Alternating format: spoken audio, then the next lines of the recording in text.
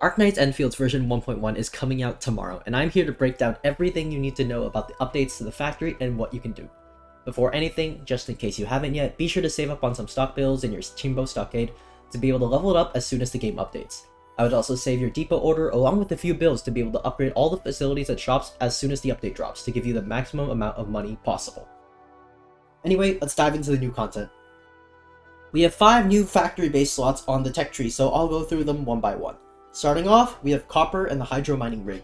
They called me crazy for calling its return, but we do have a new and revitalized cuprium ore. While the upgraded steel and cuprium bottles from Beta 1 have not made its return yet, we have a start as to what we can do with cuprium.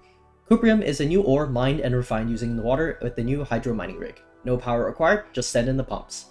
To refine cuprium, we will need the water power refiner, which is probably this node right here. This process refines cuprium with a water input and additional sewage as an output, which we need to deal with. Sewage can be dealt with the treatment unit's new and improved look. Turned into Mark II batteries, and maybe but probably not dumped outside. And we'll look at the batteries here. Alright, let's take a look at our new sneak peek for the Mark II batteries in Wooing for 1.1. So first thing we notice, we have 4 Originium cubes. It used to be 3 for the other types of batteries. It was 4 in the old betas, so this could just be a holdover. But Sandleaf, you know, splits 1-to-3 ratio, so a 4th might mess up your factory planning. If so, we'll have to adapt. In addition, we will need this new product right here, which looks like it has a pretty complex process, so let me break it down for you. We have 2 Shironite outputs. These 2 output Shironite, these 2 depot buses, depot unloaders.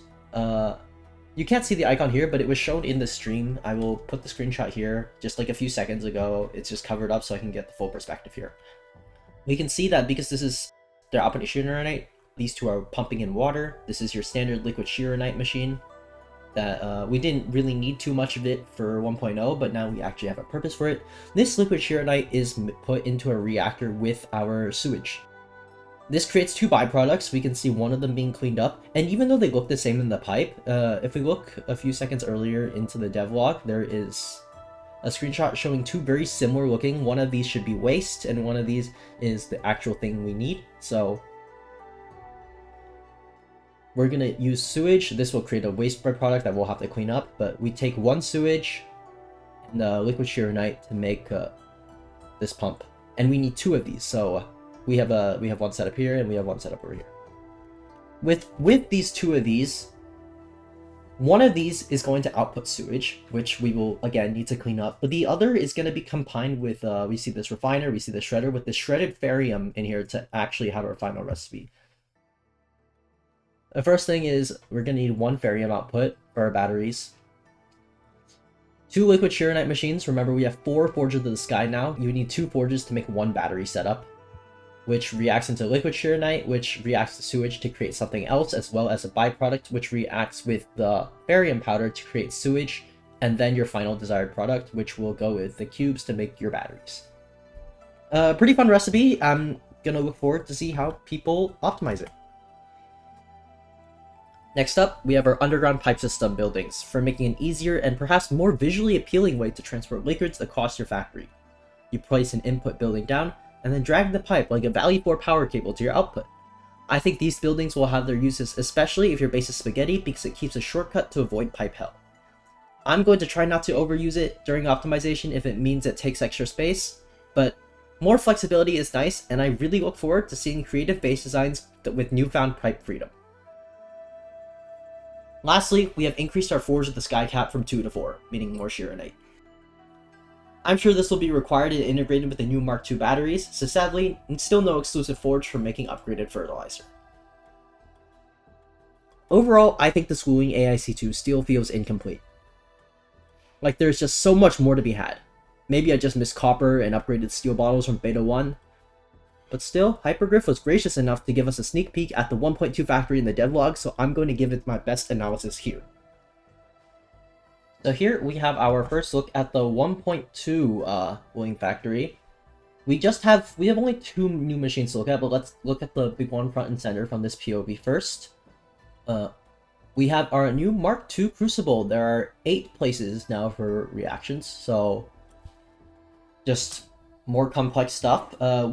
see this machine already is one. We don't have anything like this. We have we have 2 pipes going in and 2 pipes going out. You can barely see it. It's there's liquid in the second screenshot, but it looks like this. You can see the little pipe holder at the bottom here. So, and this will be sewage. We have some water on the edges, but the main thing, we have this yellow stuff going in, this orange stuff going in, and this red stuff going out. And what is it going out to? And what does this actually make? We will look at the other POV for this. This is the other POV. We can see the sewage is actually coming out now. So we have this recipe. This is probably, maybe, just if I had to throw a guess, some copper related product. We can see copper refineries and sewage in the background there. But this looks like a machine that, some sort of liquid reuser, right? Previously we saw this liquid going into something.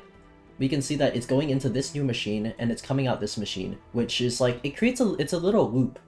So perhaps something that allows you to, like, this liquid is processed once, and then it creates this byproduct. Well, the sewage has to be disposed with, but it creates this byproduct that goes into this machine and would combine with more of this liquid right here.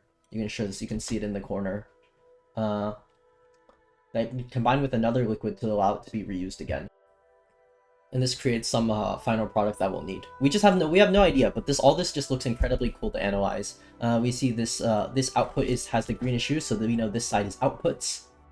We can also see 2 items down here, so we know that we have a conveyor that looks something like this right now. Perhaps something like this in order to get what we want. But yeah, I think that's all I can see from a glance. I just thought it was really cool anyway. We can see a machine that has 2 distinct products going in, 2 distinct liquids going in, 2 distinct liquids coming out. A new machine that seemingly allows you to reuse the liquid, all that with still creating a product that goes on a conveyor. So I'm looking forward to it. We'll have more information about it when 1.2 drops. Hopefully I'll be able to do more extensive analysis then. But yeah, it looks incredibly cool. Anyway, that's it for me from this video. The M88CM video is coming out soon. I promise. There's just so much to edit. And thanks for watching. I'll see you guys in the next one.